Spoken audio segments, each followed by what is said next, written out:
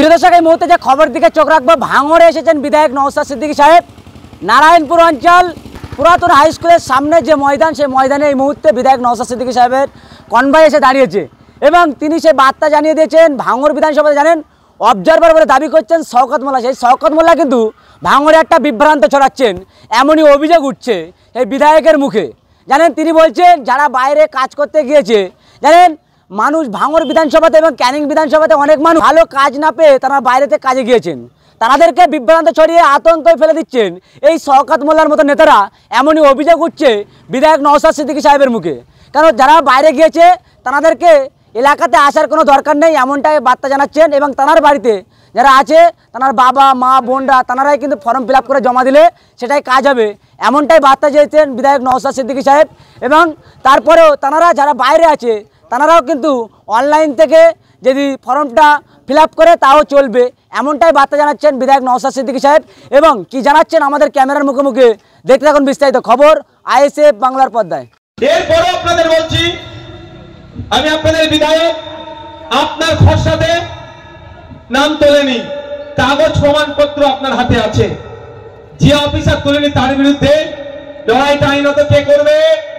আপনার বিধায়ক করবে, আমি করব।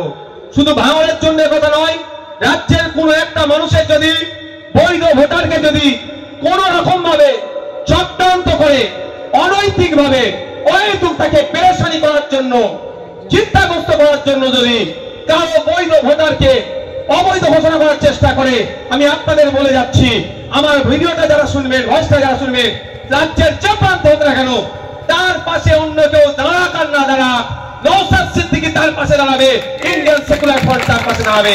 মতুয়া থাকবে, দলিত থাকবে, নবশূদ্র থাকবে, আদিবাসী থাকবে, পিছড়া বর্গের থাকবে, উচ্চবর্ণের থাকবে, মুসলমান হবে, দেখার দরকার নেই।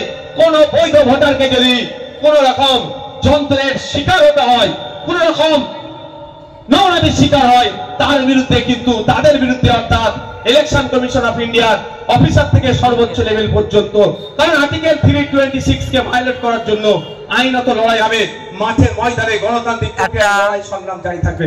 আমার সাথ দেবেন তো নাকি আপনারা? এবার আসা যাক, আপনার লিস্টে নাম উঠল না, কিন্তু আমি কি বলছি, সবার আপনি কি করবেন? জমা করবেন। তাহলে কি হবে? আপনি কি ভোটাধিকার থেকে কেটে গেল? অত সহজ নয়। টাইম হচ্ছে 9 ডিসেম্বর থেকে 8ই জানুয়ারি পর্যন্ত আপনি জমা দিতে পারবেন।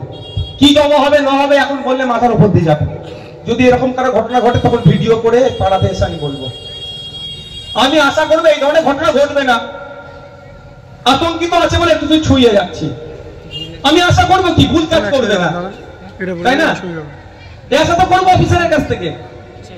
তাহলে বিস্তারিত বলার এখন দরকার নেই, তখন হবে যদি হয়ে যায়।